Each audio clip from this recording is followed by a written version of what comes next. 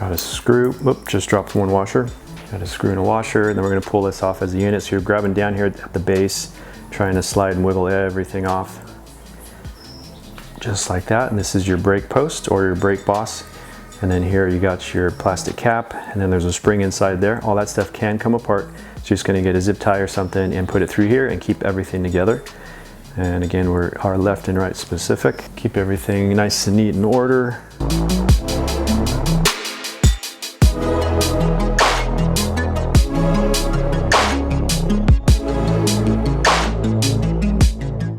Everything nice and in order.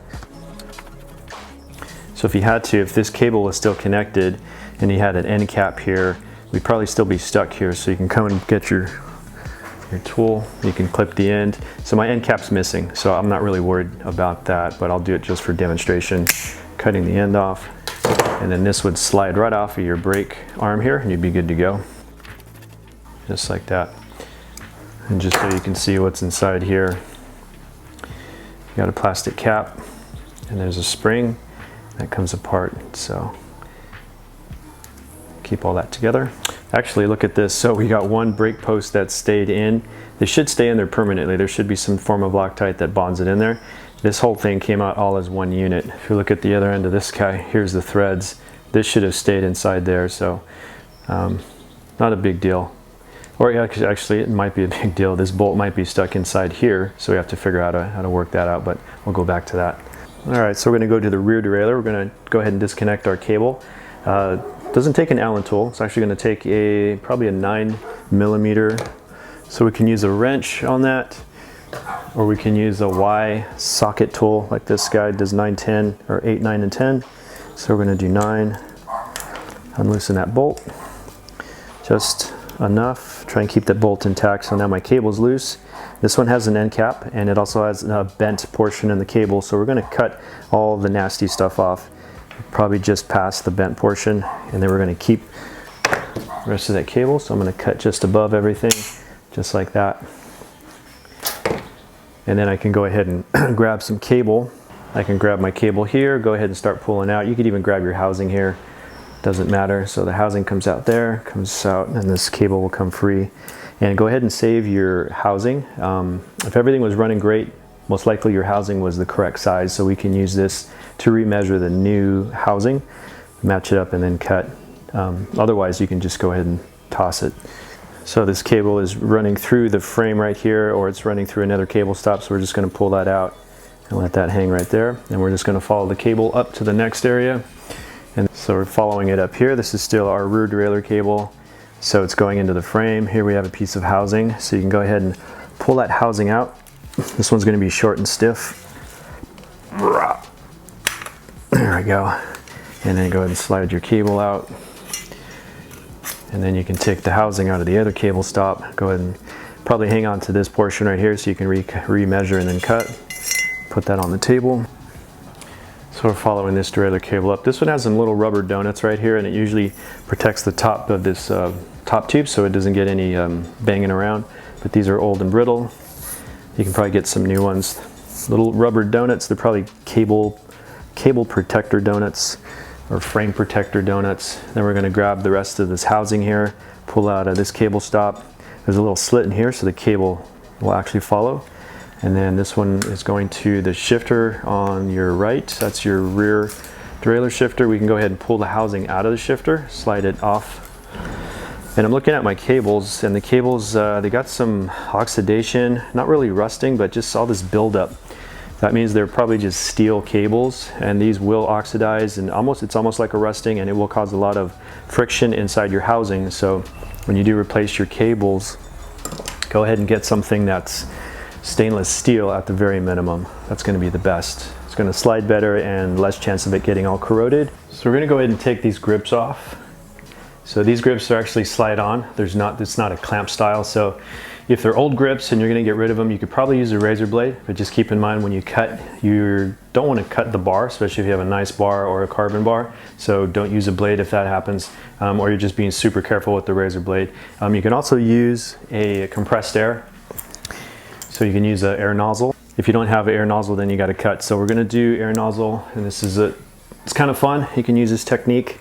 basically trying to roll open an edge and then shove the tip of your air inside there. And we're using this style where you're going to use high compressed air. It's going to shoot the air out as quickly as possible. You probably won't have any luck if it's just a regular connector where you're putting air in the tires. So roll this back, shove that in as much as you can. You're going to give it some air and it's going to expand it and want to blow it up kind of like a puffer fish. It's going to be very minor.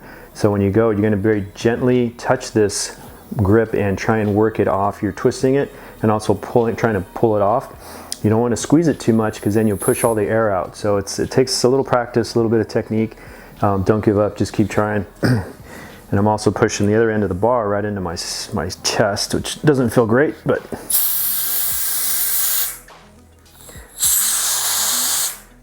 so you're going to find that this one's stuck on there pretty good. So you might have to get a really long flathead screwdriver.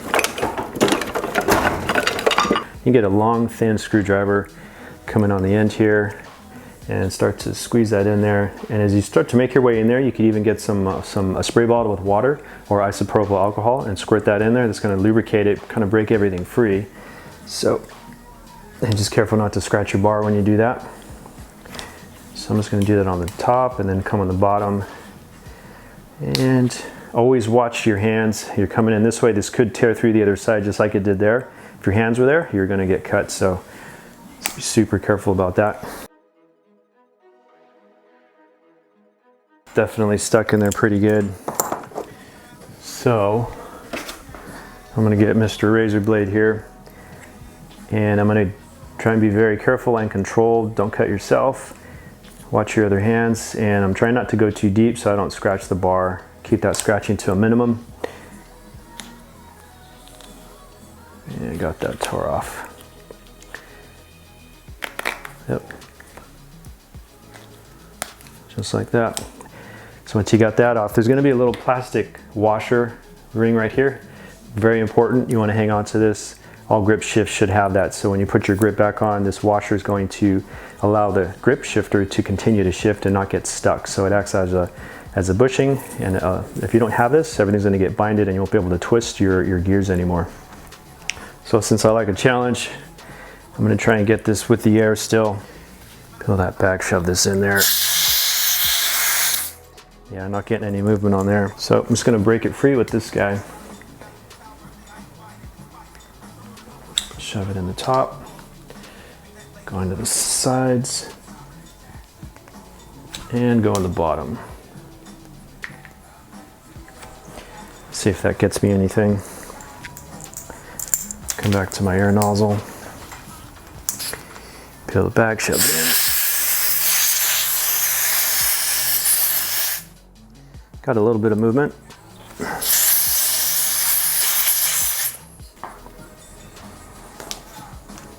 Trick is trying to stabilize this handlebar with your body or stomach. So I'm getting some movement here. There we go.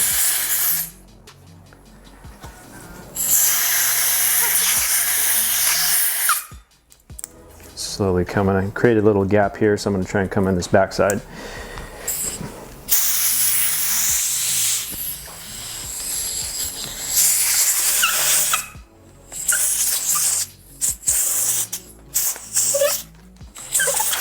Okay, and then we got our black washer.